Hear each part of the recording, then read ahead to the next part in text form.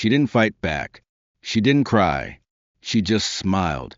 And that's when everything started to unravel. Before we dive in, let us know where you're watching from today. And if you like this story, don't forget to subscribe. The hallway buzzed with teenage energy. Lockers slamming. Sneakers squeaking. Someone's laugh bouncing off tiled walls. It was just another lunch period at Roosevelt High. Until it wasn't. Max Reynolds, the unchallenged king of the school social food chain, stood flanked by his loyal circle of friends. He wasn't smiling. His eyes were fixed on one person, Emma. She was at her locker, organizing her books with quiet precision, as if unaware or unwilling to acknowledge the gravitational pull Max exerted over everyone else. Her silence unnerved him. For weeks, her refusal to engage had simmered beneath his skin like an itch he couldn't reach. No social media, no cliques, no interest in the hierarchy he controlled. He couldn't stand it. "Look who finally decided to show her face," he called, his voice cutting through the hallway chatter like a blade. Conversation stopped. Phones were already being raised. A confrontation with Max was social currency. Whatever happened next would be posted before the next bell rang. Emma didn't flinch. She didn't even glance in his direction. "Hey, new girl, I'm talking to you." She closed her locker slowly and turned, her expression unreadable. "Can I help you with something?" she asked, her tone calm, not confrontational, worse, indifferent. Max stepped closer. "Yeah, you can stop acting like you're better than everyone. No socials, no friends. What's your deal?" "I don't have a deal," she replied. "I just think we're all special in our own ways." The sentence was so neutral, so annoyingly composed, that it struck a match inside him. "See? That's exactly it. That attitude," he hissed. "You think you're special, don't you?" Emma met his eyes, steady and unblinking. "No, I think we all are." And then, snap, his hand moved before his brain caught up. The sound of the slap cracked through the hallway, as sharp and clean as a starter pistol. Emma's head turned slightly from the impact. A red mark bloomed across her cheek, like a slow burn. No one moved. No one breathed. The hallway had turned to stone. Everyone expected something. Tears, anger, shouting. Instead, Emma turned back to face him. Slowly, deliberately, she looked at him, and she smiled. It wasn't wide. Barely the corners of her mouth shifted, but it was enough to send a chill through Max's spine. The kind of smile that didn't say, "I forgive you," or "You're not worth it." It said something else. Something ancient. "Whatever freak," he muttered, suddenly aware of the weight of every phone still recording. He backed away, his bravado leaking like air from a tire. His friends didn't laugh. No one did. Emma stood alone, gently touching her cheek, not in pain, but in curiosity, like she was cataloging an experiment. As the students began to disperse, the tension thinned into nervous murmurs. The clip would be everywhere by afternoon. They all knew it, but something else went unnoticed. At the far end of the hallway, leaning against a doorframe half hidden by a row of lockers, stood an older man, faded jeans, dark leather jacket, broad shoulders. His face was mostly hidden under the brim of a tan field cap, but what could be seen was carved with experience rather than age. He stood completely still, arms crossed, eyes locked on the scene as if watching something unfold he had seen 1,000 times before. Before anyone could notice him fully, he stepped away, disappearing around the corner without a sound. The hallway clock above the lockers ticked forward. 12:07 p.m. 3 weeks earlier, Emma had arrived at Roosevelt High with little notice and even less curiosity. The principal had given the standard welcome speech during homeroom. "Please be kind to our new student. Help her adjust. Let's make her feel at home." But Emma didn't say much. She offered a small nod and took her seat. No personal story. No jokes. No details. Just a name, a backpack, and a presence that felt quietly untouchable. She moved through the school like a shadow, never avoiding people, but never inviting them in. She held doors for teachers, thanked cafeteria staff with genuine eye contact, and smiled faintly when greeted. But she didn't linger, didn't chat, Didn't insert herself into conversations like most transfers trying to find their place. She simply existed, self-contained, calm, a ghost in sneakers and jeans. Lily, a junior who sat behind him in biology, summed it up during lunch. She's like, not online. At all. No TikTok? Her friend asked. Not even a blank profile. No Instagram. No Snap. Nothing. It's like she doesn't exist. In 2025, the boy across from them scoffed. She's either off the grid or hiding something. Max had overheard that comment, and it had stuck with him. That weird itch again, like a splinter under the skin. No one ignored him. Not truly. Even those who hated him played by his rules. They feared him, respected him, reacted to him. But Emma, she didn't flinch, didn't smile fake smiles, didn't try to impress. And after today, she wasn't reacting at all. Not to the slap, not to the murmurs, not even the fact that a dozen students had caught the whole thing on video. By seventh period, the clip was already circulating through Roosevelt's unofficial messaging network, group chats, class DMs, private snap groups. The sound of the slap, the eerie silence that followed, her smile. People posted it, commented, reshared it with edits and emojis. But something strange began to happen. The video wouldn't stick. 1 minute it was there. The next gone. Deleted. Reported. Pulled down from every platform almost instantly. What the hell? Max muttered, refreshing his feed. It had been reposted 3 times in the last hour, and all 3 versions had vanished within minutes. He texted Tyler. Who's removing the video? Tyler replied 3 minutes later. Asterisk, no idea. First it's up, then boom, gone. Some say it's getting flagged for violence automatically. Asterisk, that fast? Max typed, that's not even possible. Tyler sent back a shrug emoji. It irritated Max more than he expected. By lunch the next day, Max noticed something else. Subtle at first, then sharper. People were avoiding him. He walked into the cafeteria expecting his usual table. Center, loud, his... But 2 of the seats were empty, and the ones that weren't were occupied by people glued to their phones, barely making eye contact. He slid into his chair.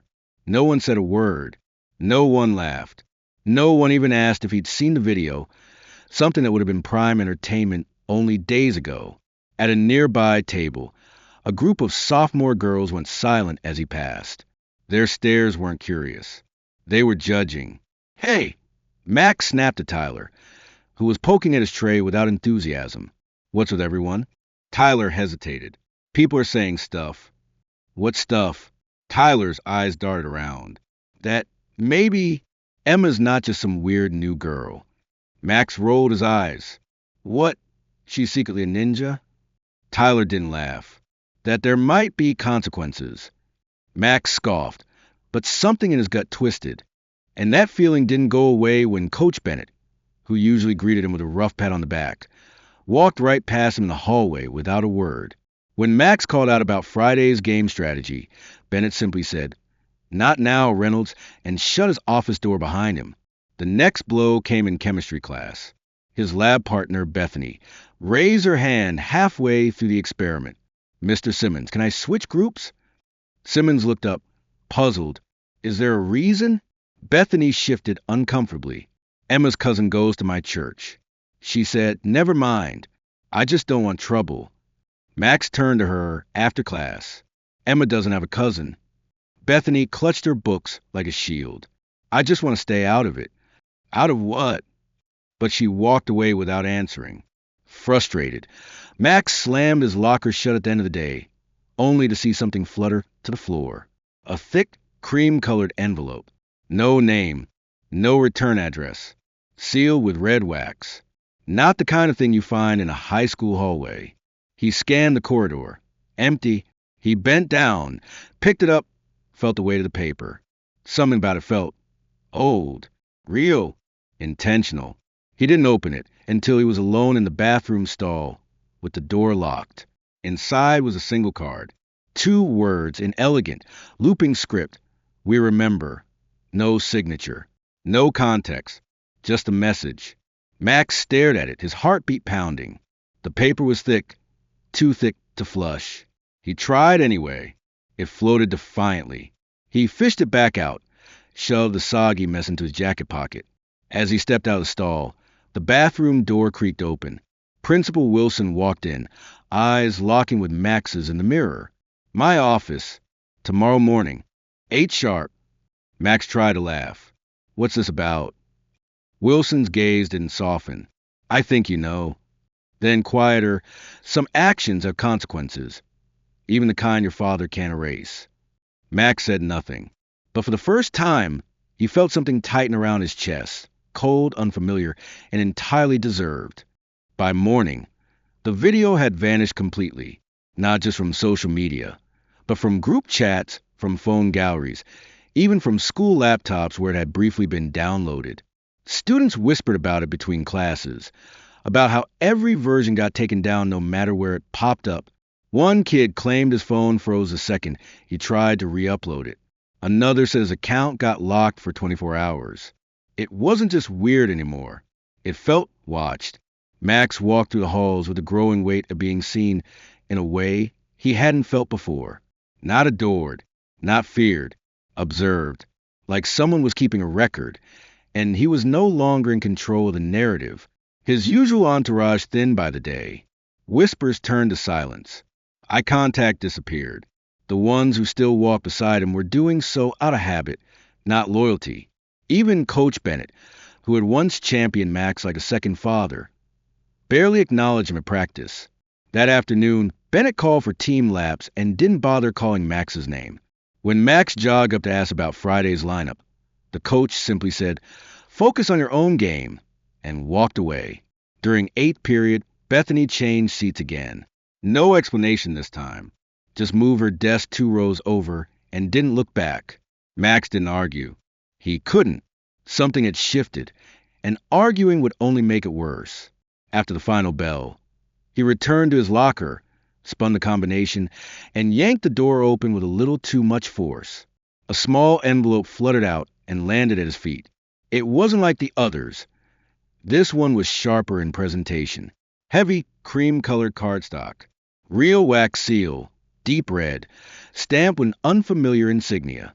No name, no initials, just a message in craftsmanship. Max glanced up and down the hallway. Empty. He crouched, picked it up, and turned it over in his hand.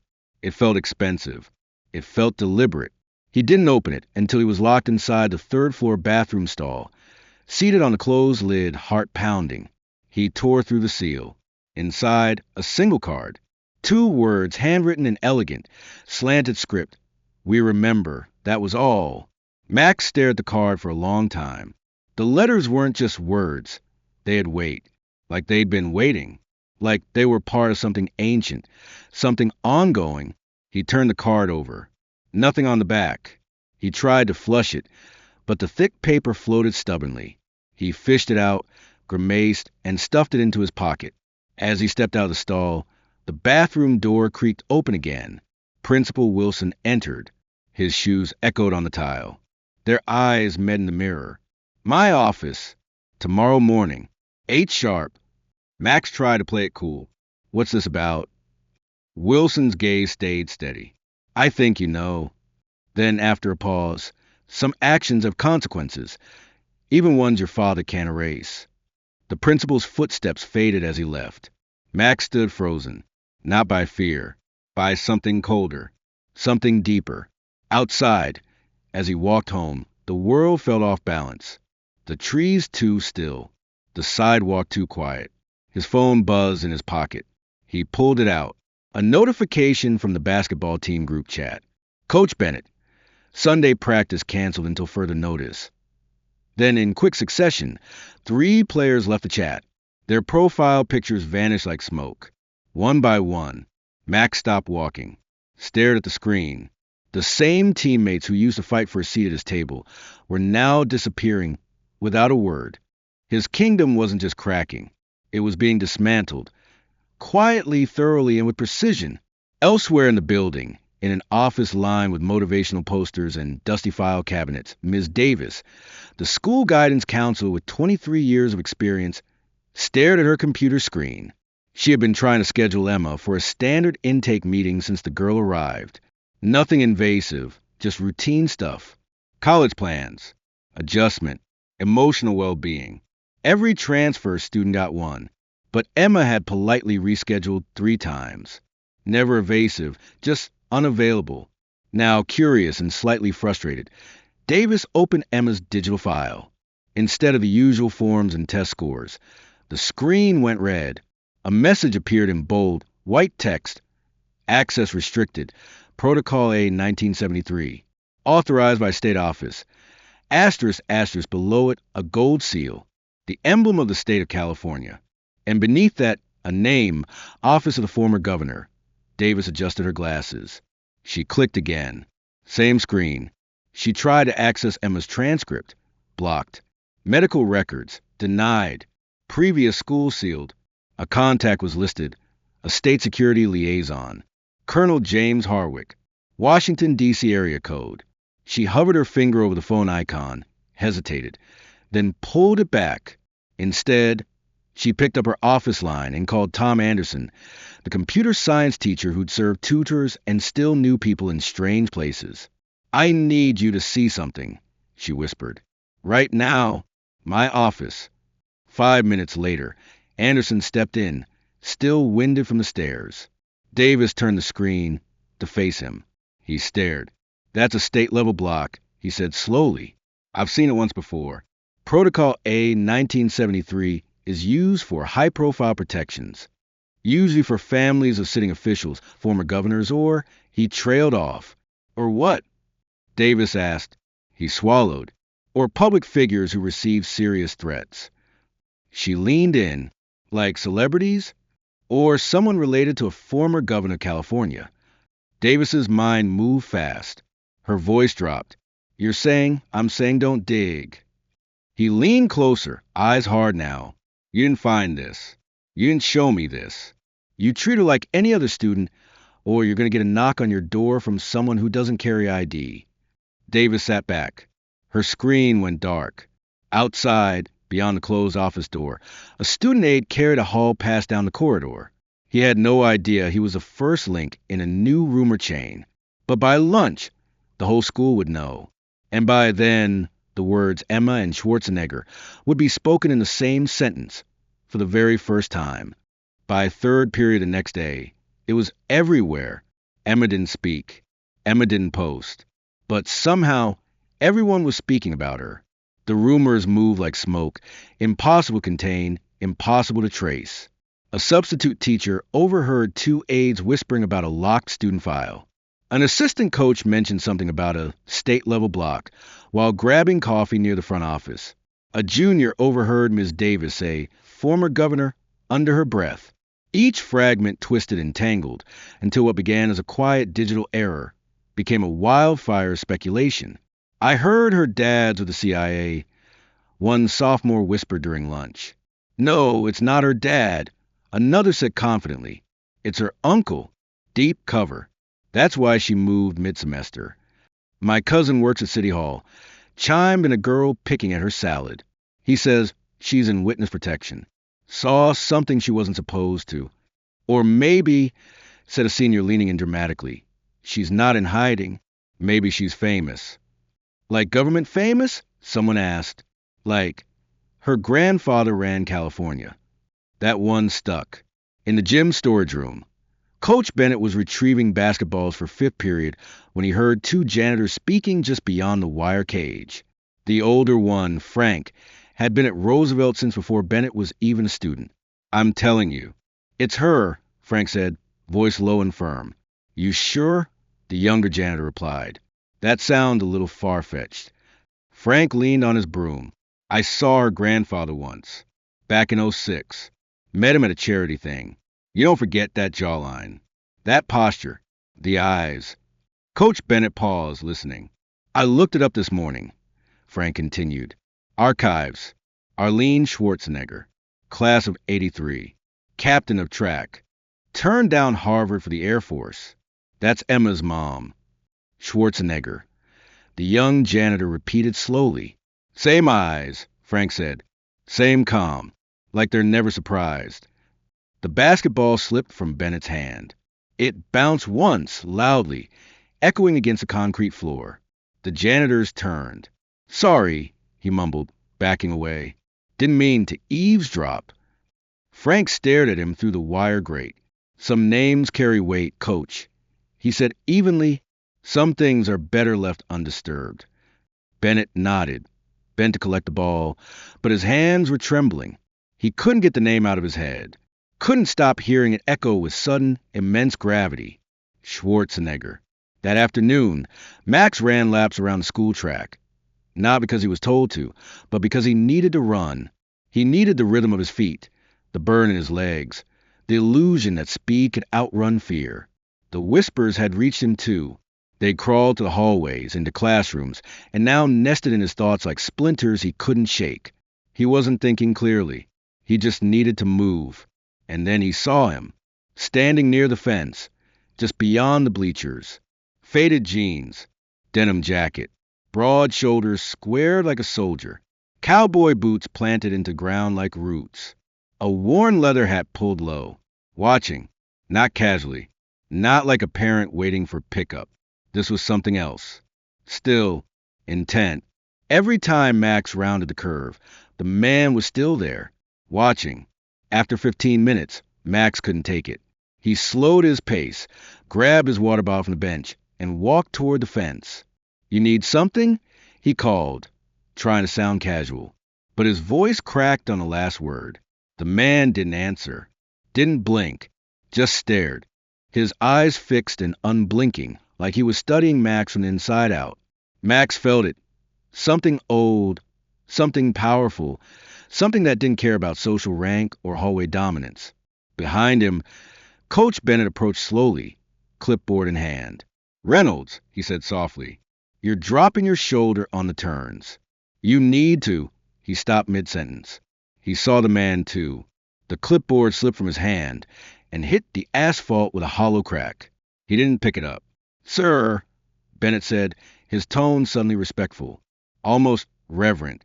The man didn't move. Bennett turned to Max, his fingers resting lightly on the boy's shoulder. They were shaking. Let's finish those laps, the coach whispered. Max hesitated. Who is that? Bennett's voice was low, as if saying it aloud might summon lightning. That's Arnold Schwarzenegger. Max stared. The actor? Not just the actor, Bennett said. Former governor. 7-time Mr. Olympia. Commando. Terminator. But that's not why you should care. Then why? Max asked, even though he already felt the answer coming. You slapped his granddaughter.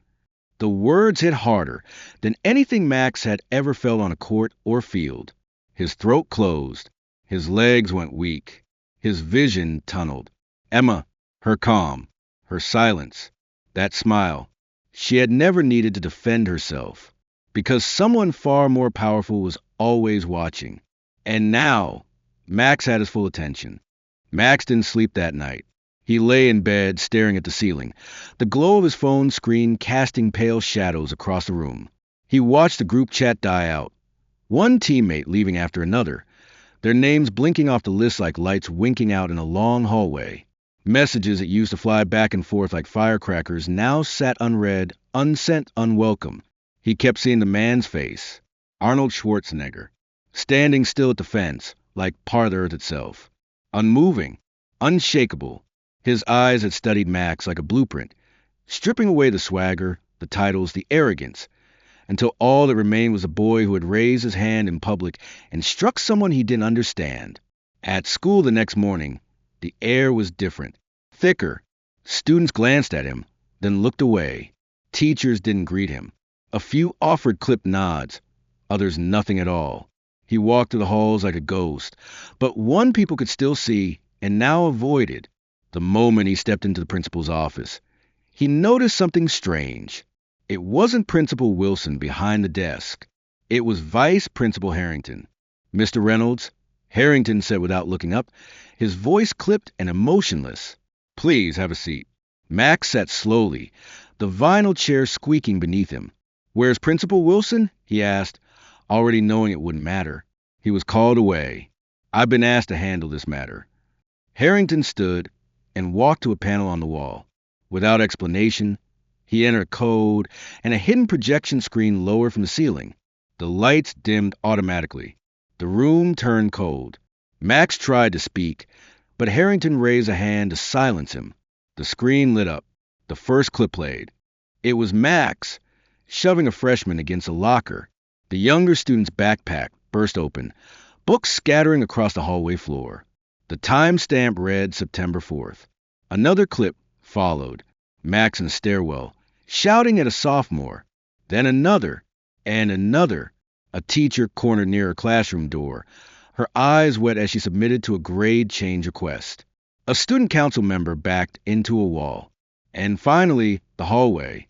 The slap, Emma's face, her silence, her smile. Each video hit harder than the last. Max watched himself become someone he didn't recognize.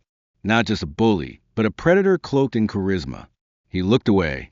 "Where did you get these?" he asked, voice low, tight. "They were sent anonymously to the school board," Harrington said. "All of them. This morning. Every member received a copy, including your father." Max closed his eyes. "I didn't know there were that many." "That," Harrington replied, "is the problem." The screen changed again. This time, it wasn't school surveillance. It was high resolution. Clear. A gym. Padded floors. Bright lighting.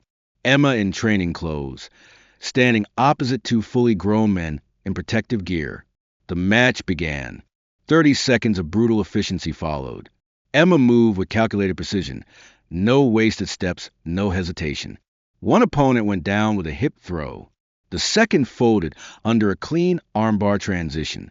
Then she stood, perfectly balanced, breathing steady. The screen went dark. Harrington faced Max, Emma Schwarzenegger, third-degree black belt in judo, ranked in Brazilian jiu-jitsu, competitive Krav Maga. She could have ended that hallway confrontation in under 5 seconds. She didn't.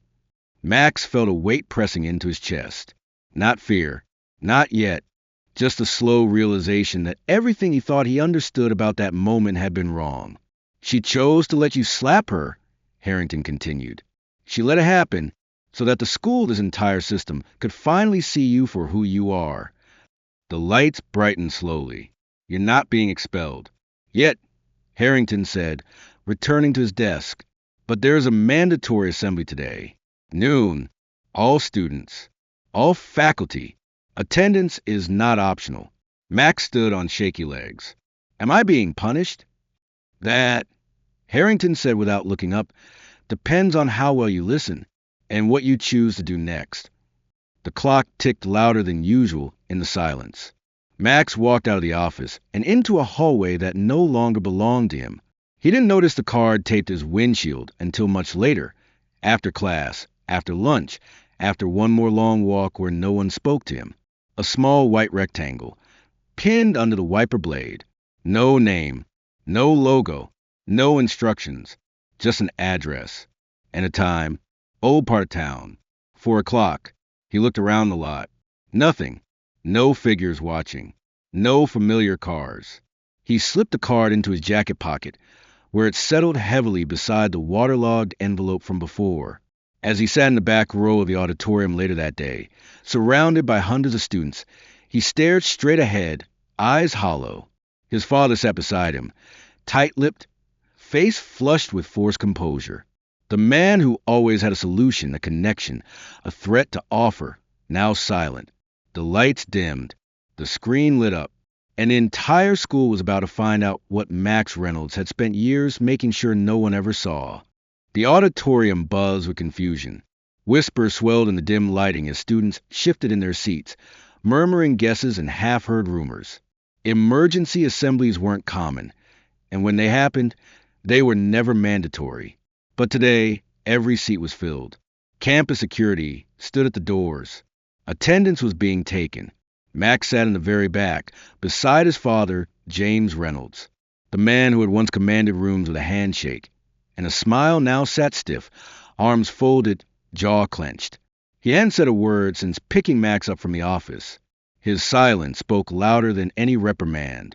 At exactly 12 noon, the lights faded further and the principal stepped onto the stage. He wore a dark suit and no smile. For once, there was no attempt to soften the blow. Roosevelt High has a problem, Principal Wilson began, his voice echoing through the speakers with grim clarity. A culture of intimidation and silence. A culture that I, as principal, have failed to properly address. A large screen behind him flickered to life. Without narration or warning, the footage began. Clip after clip. Max's reign laid bare. Shoves. Threats. Tears. Names. Dates. Teachers. Students. The slap? No commentary needed. The room fell into stunned silence. Even the occasional cough or shuffle stopped. No one laughed. No one whispered. Some turned to look at Max, slow and deliberate. Others stared straight ahead, frozen in place. James Reynolds leaned closer, his whisper sharp and hot with outrage. What is this witch hunt? But Wilson didn't pause. On screen, a second folder opened. Emails. Dozens of them. Correspondence between James and members of the administration. Demands for grade changes. Threats of withdrawn donations. Promises of fundraising if certain issues were quietly handled. James stood, voice raised now. This is defamation. You're taking private messages out of context. I'll have your job. I'll have the board replaced. He stepped toward the stage, fire in his eyes. And then the side door opened. The air shifted. Arnold Schwarzenegger entered the auditorium without fanfare. No security. No announcement. Just presence. The kind that can be taught or bought. The kind earned from years of standing tall through storms. He was followed by Emma. She walked beside him, posture straight, eyes forward, completely at ease in a room full of people who had once whispered behind her back. Her quiet destroyed the noise. James Reynolds stopped in his tracks. Arnold said nothing at first. He walked to the microphone. The room held its breath. You failed as a father, he said, his voice calm, steady, unmistakably final. I won't. The sentence was so simple, so direct, that it didn't need explanation. It landed like a stone dropped into still water. The ripples spread. For a long second, no one moved. Then, from the front row, a single clap. It came from a freshman girl, one of Max's past targets. Her hands hit together again. Louder. Then someone else joined. And another. And another. The applause grew, crashing through the room like a wave. It wasn't for punishment. It wasn't for revenge. It was for truth. James turned to look around, realizing perhaps for the first time that power meant nothing if no one respected the man behind it. Emma stepped forward as the room quieted again. Arnold stepped aside. No fanfare. Just trust. She took the mic. I didn't want this, she said, her voice clear, her posture unmoved. I just wanted to finish school. Quietly. Learn. Make friends. Be normal. She looked directly across the auditorium to where Max sat. In that moment, it felt like no one else was in the room. When you slapped me, I had choices. I've been trained since I was 5. I could have stopped you. I could have hurt you. But I didn't. Because strength isn't always what you show. Sometimes it's what you hold back. She turned to the crowd now, her eyes sweeping across faces, some guilty, some ashamed, some awed. I let you show everyone who you were, she continued. Not because I'm weak, but because the truth needs witnesses. And now you've seen it. She paused, then added softly, this isn't about revenge. It's about change. Her voice dropped, but everyone leaned in. To the teachers who looked the other way. To the parents who taught their kids that apologies are for the powerless. To the students who saw cruelty and stayed silent. This moment is for you, too. She turned back to Max. I'm not pressing charges. But I want you to understand something. Her tone darkened, not in anger, but in gravity. I'm not afraid of being hit. I'm afraid you won't learn. That in 10 years, you'll be someone's boss, or someone's husband, or someone's father, and you'll think that power still means never saying sorry. The silence that followed was absolute.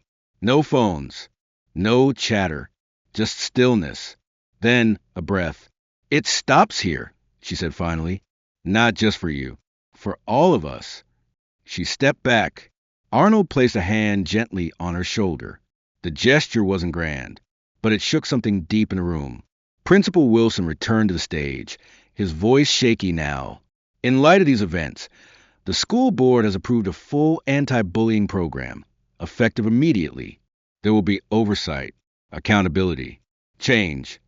He turned to the side, but James Reynolds and his son were already gone, slipped out during the applause, gone before the end. Outside, Max sat alone on the front steps. His father had driven off minutes earlier, leaving a trail of hollow threats and squealing tires. Max didn't move. He wasn't angry. He wasn't confused. For the first time, he was just still. And he was listening. The week that followed moved like fog. Nothing felt real, and everything had changed. Whispers no longer trailed Max through the hallways. They'd been replaced by distance. Not fear, not curiosity, just space. The kind of space people give someone they're not sure how to talk to anymore. He didn't fight it. The 30-day suspension was delivered quietly. There was no spectacle, no dramatic announcement. Just a signed form, a list of requirements, and a counselor's card stapled to the top. 3 sessions a week. Community service, 100 hours. Focus on anti-bullying initiatives. His seat on the basketball team and the student council were placed under pending review, which everyone knew meant gone. His father, under pressure from the board, submitted his resignation with a cold, carefully worded statement about focusing on family matters. No reporters showed up at the house. No apologies were issued, only silence. Emma returned to school the day after the assembly. She didn't say much. She didn't need to. Her presence alone had shifted how people looked at her. Some approached with hesitant curiosity, offering clumsy attempts at friendship. Others kept their distance, offering nods of quiet respect. Emma met both with the same calm composure, welcoming but not chasing. The story didn't stay within Roosevelt's walls. Someone had live-streamed the assembly. No one ever admitted who. But by nightfall, the clip had made its way to social media, then national headlines. It wasn't just the footage. It was the silence in the auditorium, the restraint, the speech. Arnold standing by his granddaughter without a word, letting her voice carry the message. Celebrities reposted it.